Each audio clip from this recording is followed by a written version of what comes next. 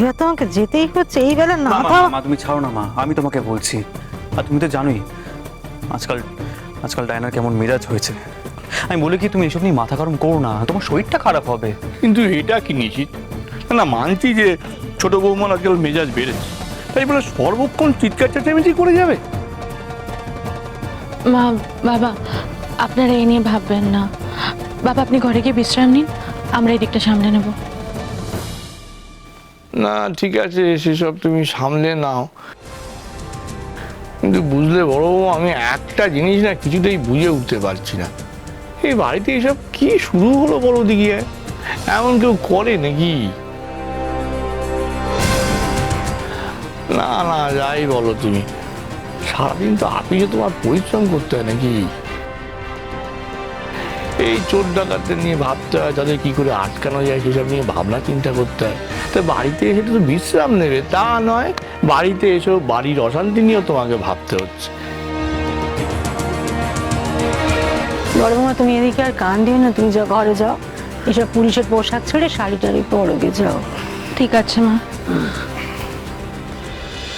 শ্বশুরমশাই তুমি ভেবো না, আমি কাল ছোট বৌমার খবর নেবো। দাঁড়াও শশী, আমার তোমায় কিছু বলার আছে। ডায়না তোমার যদি কিছু বলার থাকে কাল সকালে না হয় বলবে। না, এমন কিছু কথা আছে যা শোনার জন্য তুমি আর না বলার জন্য আমি কাল সকাল অবধি ওয়েট করতে পারবো। মা, আপনি আমার খবর নিতে চাইছিলেন না? আমার খবর নেওয়ার আগে আপনার বড় বৌমাকে আমার কিছু খবর দেওয়ার আছে।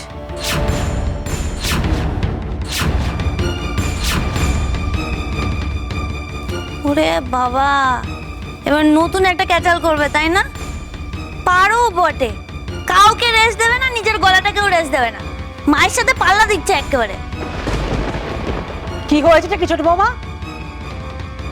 পোয়াতে মেয়ে মানুষ কিভাবে কেউ টানে? তুমিও তো মা, তোমার এইটুকুনি জ্ঞান ঘুমিয়ে নিয়ে যে পড়ে টরে গেলে কি সর্বনাশ সবই জানা আছে। কি হয়েছেটা কি? এত রাগ কিসের তোমার?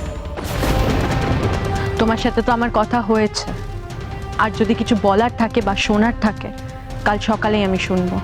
না শশী, কথা বলা হয়ে যায়নি এখনো, কথা তো এবার শুরু হবে।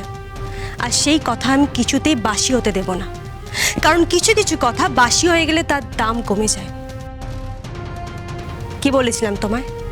আমাকে এতটাও অপমান করো না আর এতটাও কাঁদিও না যে তোমাকে আমি কাঁদাতে বাধ্য হই।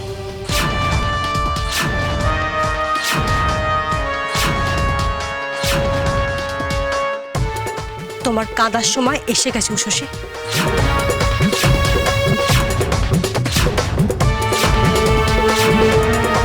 ডায়না তুমি কিন্তু বড্ড বাড়াবাড়ি করছো। এসব কি বলছো কি তুমি? উষসী তোমার বড় যা, ওকে তুমি কাঁদাবে কেন? মা মা তুমি তুমি ওকে কেন কিছু বলছো না? হ্যাঁ, আর দেবলই বা কোথায়? দেবল একটু বাইরে আয় তো। না নিষিদ্ধা, কাউকে ডেকে কোনো লাভ নেই।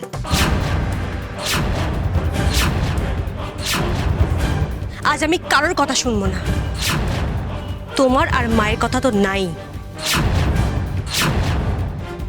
মানে কি বলতে চাইছো কি তুমি? লায়ক হয়ে গেছো? হ্যাঁ, যা ইচ্ছে করে যাবে, কারোর কথা তোমার হুঁশ ফিরবে না। দেবল, তুই ঘরের মধ্যে চুপটি করে বসে রইলি যে বড়? ঘাপটি মেরে বসে থাকলে চলবে না, তুই বাইরে আয়, তোর বউ কি কাণ্ড করছে দেখবি। আয়। ডাকুন ডাকুন মা, আমার হাতে অনেক সময় আছে, এটুকু অপেক্ষা আমি করতেই পারবো। আর শুধু দেবল কেন, ফুল জেটি পাড়ার অন্যান্য মহিলাদের ডাকুন, পাড়ার সবাই এসে দেখুক ভবানী ঘোষের সংসারে ঠিক কি কি নোংরামো হচ্ছে।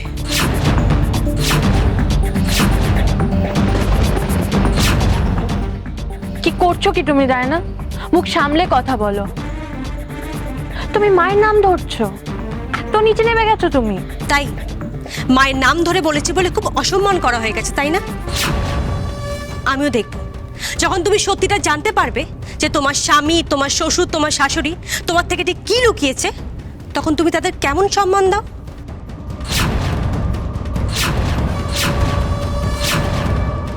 আর এই মেয়েটাকে, যে মেয়েটাকে এত আদর করছো, এত যত্ন নিচ্ছ, সত্যি জানার পর তাকে এতটাই যত্ন নেবে তো? কি হচ্ছে কি ছোট বৌমা?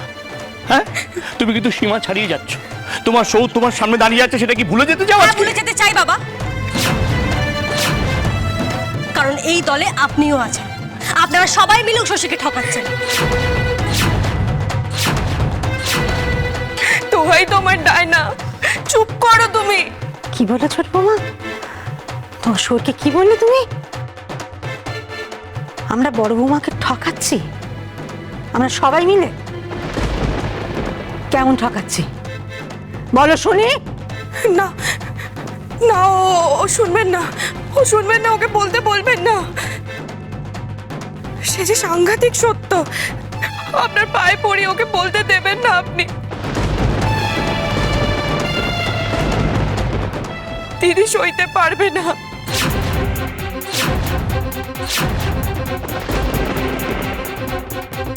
কিন্তু আমি যে আজ বলবোই মা, দেখি আমাকে কে আটকায়, কার এত বড় সাহস।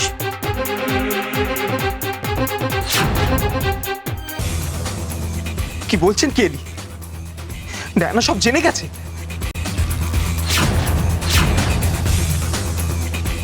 সবাইকে বলতে গেছে কবিতাকে নিয়ে? সর্বনাশ, এবার তো সব শেষ হয়ে গেল। লিসেন, আমি খাটের তলায় ঢুকছি। আমাকে আর খুঁজে পাওয়ারই দরকার নেই, না হলে আমাদের দুজনকে হাত করা পড়ে জেলে যেতে হবে আমার ওই স্টুপিড বোনটার জন্য। তোমার বোনের এত মাথা গরম না, কি আর বলবো। সব কিছু পণ্ড করে দিল, সব কিছু এলোমেলো করে দিল। শোনো, এবার তোমাদের সাথে সাথে না আমাদেরকেও মা একবারে ঘর ছাড়া করেই ছাড়বে। আমার জান এত সুন্দর করে একটা প্ল্যান তৈরি করলো, সেই প্ল্যানটা সাকসেসফুল হওয়ার জন্য তোমাদের এই বাড়িতেও পাঠালো, কিন্তু কি হলো? প্ল্যানটা শুরু হওয়ার আগে সব নষ্ট হয়ে গেল। এই জন্যই একবার মা একবার বড়দা আমাকে ডাকছিল। আমি বরং এই ঘরেই বসে আছি। সোমা, দরকার হলে তুই যা, তুই বাইরে যা। আমি তো ওদের সামনে যাবই না। উষসী দিদিমণি এবার সব শেষ করে দেবে। আমাদের আর কারো নিস্তার নেই। এবার আমাদের সত্যি সত্যি জেলের ঘানি টানতে হবে সবাইকে। আমার কথা শোনো ডায়না, এত অসভ্যতা করো না। কি বলতে চাও বলো, আর কবিতাকে ছাড়ো, ওর লাগছে।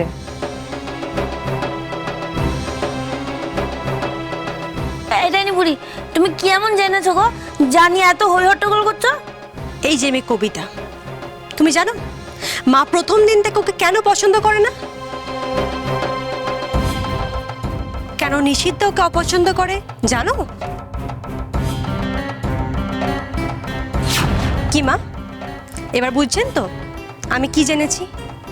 নাকি এখনো আপনি না জানার ভান করে থাকবেন? খেলো করেছে, সত্যি কি ডাইনি বুড়ি সব জেনে গেল?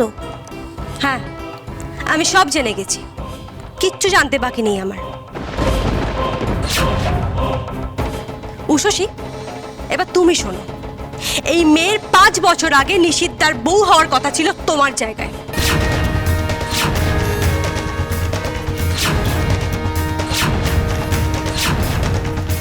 কেউ বলেছে তোমাকে এই কথা? বলেনি তো? জানতে না তো, কিন্তু বাকিরা তো সবাই জানতো। তোমার বর, শ্বশুর, শাশুড়ি সবাই তোমাকে ঠকাচ্ছে উষসী। দিনের পর দিন এই সত্যি তোমার থেকে লুকিয়েছে, তোমাকে ঠকিয়েছে।